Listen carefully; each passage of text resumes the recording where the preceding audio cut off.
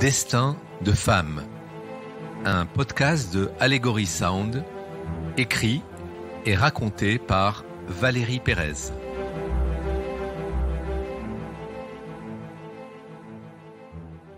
Je m'appelle July, j'ai 27 ans. J'ai rencontré Philippe dans un bar à New York, The Fig 19, situé dans le Lower East Side de la ville. Un bar particulier puisqu'il est dissimulé derrière une galerie d'art. Cet endroit branché m'avait été recommandé par l'une de mes amies. Ce fameux jeudi soir, j'ai quitté le bureau plus tôt que prévu. J'avais envie de me détendre et d'écouter de la bonne musique. Je suis agent littéraire à la French Publishers Agency. Mon job est de lire les romans d'auteurs français qui veulent se faire traduire à l'international et de les aider à publier en anglais. Sur des centaines de romans que je reçois, je n'en sélectionne que peu. Le marché américain est très concurrentiel et les ventes de livres sont en baisse dans presque tous les secteurs. Tous les jours, j'espère dénicher la perle rare, le manuscrit qui boostera le chiffre d'affaires de mon agence. Il y a beaucoup de tensions et surtout j'ai sur ma tête une épée de Damoclès, celle de perdre mon travail et de me retrouver sans revenu. Et à New York, la vie est si dure et chère que travailler est une priorité absolue. Philippe est normand. Il rêve de faire du cinéma. Et après avoir fait le conservatoire à Paris, il a décidé de s'installer aux États-Unis. Il s'intéresse beaucoup à la culture comme moi, il ne rate aucune exposition comme moi, et il lit tout ce qu'il trouve comme moi. Ce fameux jeudi, ensemble, nous avons parlé jusqu'au bout de la nuit. J'avoue que je n'ai pas été indifférente. Ce n'est pas dans un bar que nous rencontrons ce genre de personnes habituellement, et encore moins dans un bar que l'on parle de Racine et de Corneille. Mais nous, c'est ce qui nous est arrivé. Nous avons échangé nos coordonnées, et très vite, nous avons décidé de nous revoir. Nous nous sommes retrouvés pour un brunch le dimanche qui a suivi, chez Pénélope sur Lexington Avenue. J'étais heureuse de le revoir si vite. Je venais de découvrir 2 auteurs français, et curieusement, je voulais connaître son avis. Mais Philippe, ce jour-là, n'était pas d'humeur à parler de littérature. Il était très inquiet pour son futur. Il possédait un visa touriste qui allait expirer et il envisageait de faire un mariage blanc. Il avait déjà rencontré quelques jeunes filles, des Russes, qui étaient d'accord pour l'épouser en échange de $20 000. Lorsqu'il m'en a parlé, j'avoue que j'ai beaucoup ri. Car moi aussi, il y a quelques années, un homme m'avait proposé de l'épouser pour $35 000. Le prix d'un mariage blanc. Mais j'ai refusé. Il ne me plaisait pas du tout. C'était un Allemand d'une 50aine d'années, bien bedonnant, qui venait tout reconstruire à New York. Son entreprise avait capoté et sa femme l'avait quitté. Ce brunch avec Philippe n'était pas ce que j'attendais. Mais j'avoue que nous avons passé un bon moment. Cette rencontre est pour moi différente des autres. J'aime bien Philippe, sa manière de parler, son esprit. Il est ce qu'on appelle aux États-Unis « easygoing ». Pour lui, rien ne semble être un problème. 3 jours plus tard, c'est moi qui appelle Philippe. Il est vrai que je pense beaucoup à lui ces derniers temps et je lui propose de m'épouser. Le mariage blanc, ce sera avec moi. Je ne veux rien en échange, juste un voyage à Hawaï, destination favorite pour les honeymooners. Évidemment, il saisit sur le champ l'occasion, et moi, secrètement, j'espère que cela allumera une flamme. J'ai eu un coup de foudre que je ne peux pas avouer, mais je tente ma chance. 1 semaine plus tard, nous nous retrouvons chez l'avocat.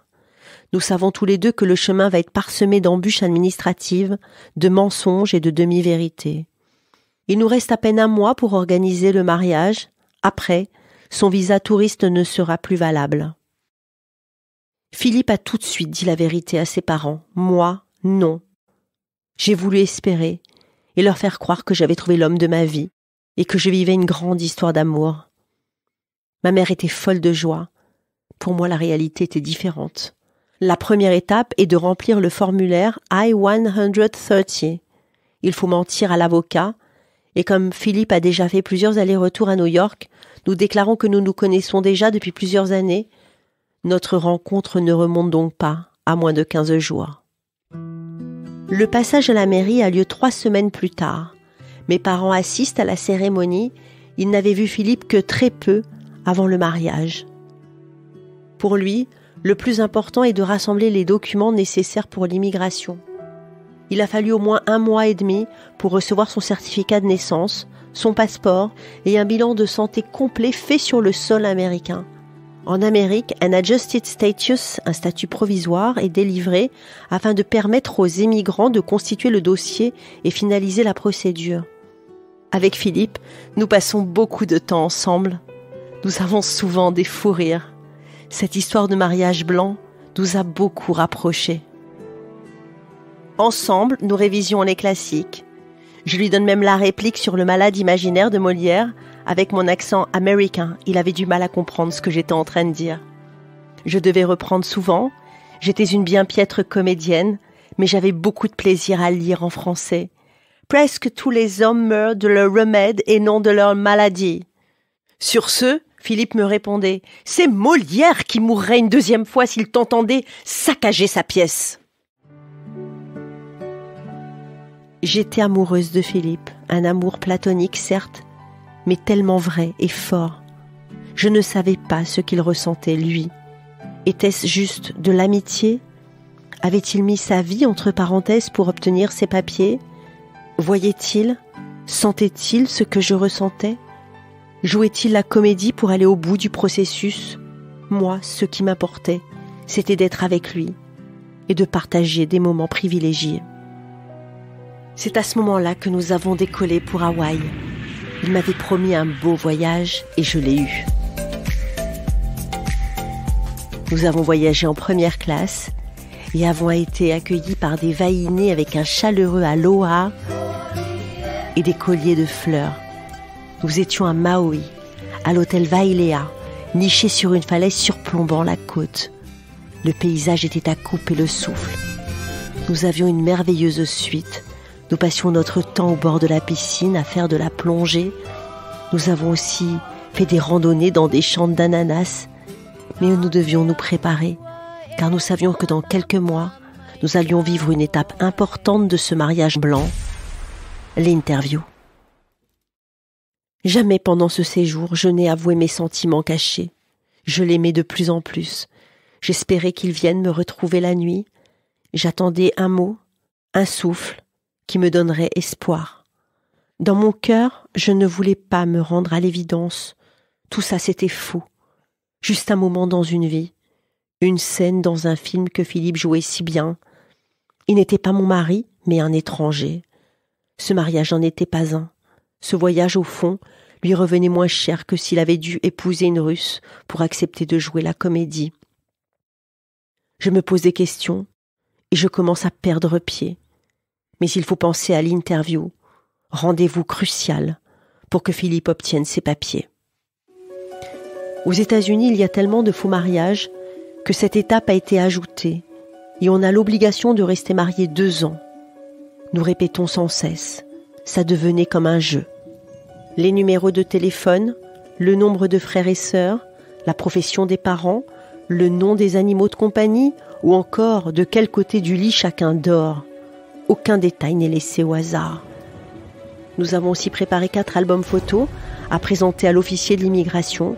Une réception a été donnée chez mes parents après notre voyage pour que Philippe puisse faire connaissance avec sa belle famille et en même temps, en catimini, prendre les photos nécessaires. C'est le gendre idéal. Il est beau garçon, poli, raffiné, cultivé. Ma famille est séduite. Je me sens mal à l'aise de leur mentir. Mais comment peuvent-ils comprendre la décision que j'ai prise d'aider cet étranger? Et si le subterfuge est découvert, je risque gros, jusqu'à $250,000 d'amende. Comment puis-je dire à mes parents que je suis tombée amoureuse d'un inconnu et que tout ça, ce n'est que du vent? Ce 8e étage du Federal Plaza sur Broadway, je m'en souviens encore parfaitement. L'avocat nous accompagne, il est sur place. Il nous coach les dernières minutes avant l'arrivée de l'officier du gouvernement. L'interview dure 20 minutes. Tout s'est bien passé, nous avons répondu à toutes les questions, nous sommes confiants. Le plus dur est derrière. Lors de ces rendez-vous, Si trop d'erreurs sont commises, l'homme et la femme sont séparés et une centaine de questions plus pointues leur sont posées lors de la redoutable Strokes Interview. Heureusement, nous ne sommes pas passés par là. Les services de l'immigration peuvent offrir une deuxième chance à ceux qui ont raté le premier entretien, mais pas une de plus. En ce qui nous concerne, le dossier est accepté. La carte verte tant convoitée par Philippe est arrivée 2 mois après. Il m'attendait après le travail avec une bouteille de champagne. Il est tranquille pendant 2 ans.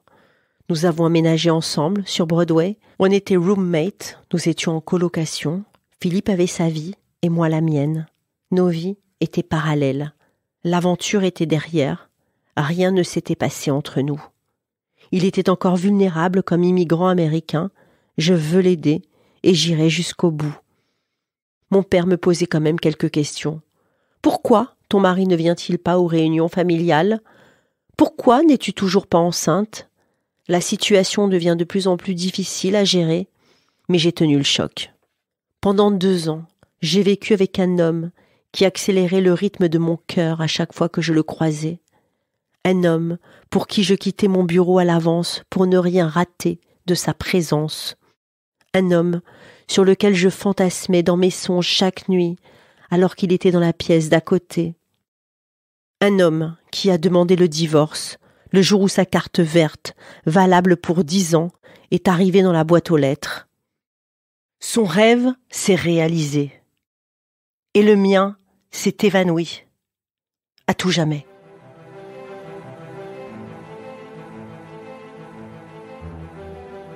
C'était Destin de femme, un podcast de Valérie Pérez pour Allegory Sound.